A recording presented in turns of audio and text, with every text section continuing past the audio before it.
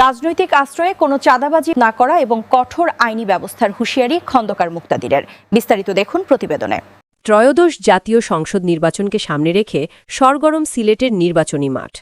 মর্যাদাপূর্ণ সিলেট ১ আসনে বিএনপি মনোনীত প্রার্থী ও দলীয় চেয়ারপারসনের উপদেষ্টা খন্দকার আব্দুল মুক্তাদির কৃত্রিম বুদ্ধিমত্তা বা এআই ভিত্তিক প্রযুক্তি বিপ্লবের মাধ্যমে কর্মসংস্থান ও সমৃদ্ধির প্রতিশ্রুতি দিচ্ছেন। নগরীর শাহপারান এলাকায় এক উঠান বৈঠকে তিনি বর্তমান সময়ের প্রযুক্তিগত চ্যালেঞ্জ মোকাবেলায় বিএনপির পরিকল্পনার কথা তুলে ধরেন। নির্বাচনী প্রচারণার অংশ হিসেবে শুক্রবার সকালে সিলেটের শাহপারানের বাহুবলে উঠান বৈঠকে অংশ নেন খন্দকার আব্দুল মুক্তাদির।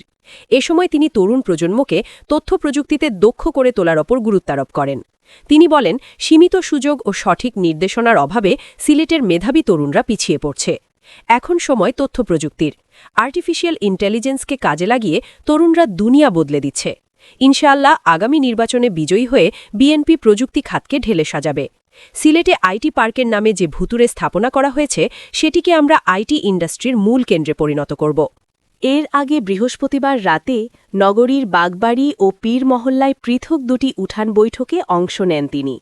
বাগবাড়ির বর্ণমালা পয়েন্টে আয়োজিত অনুষ্ঠানটি এক পর্যায়ে বিশাল জনসভায় রূপ নেয়। সেখানে কেন্দ্রীয় ও স্থানীয় নেতৃবৃন্দ বর্তমান সরকারের সময়কার নানা অনিয়মের সমালোচনা করেন। পীর মহল্লার বৈঠকে খন্দকার মুক্তাদির চাঁদাবাজ মুক্ত সিলেট গড়ার অঙ্গীকার করেন। তিনি সাফ জানিয়ে দেন, রাজনৈতিক আশ্রয়ে কোনো ধরনের চাঁদাবাজি সহ্য করা হবে না। আগামীর রাজনীতি হবে চাঁদাবাজ মুক্ত। সিলেটে কেউ চাঁদাবাজিকে প্রশ্রয় দিলে তার বিরুদ্ধে কঠোর ব্যবস্থা নেওয়া হবে। এক্ষেত্রে কোনো দলমত দেখা হবে না। এসব কর্মসূচিতে বিএনপি ও অঙ্গ সংগঠনের কেন্দ্রীয় ও স্থানীয় নেতৃবৃন্দসহ বিপুল সংখ্যক সাধারণ মানুষ উপস্থিত ছিলেন।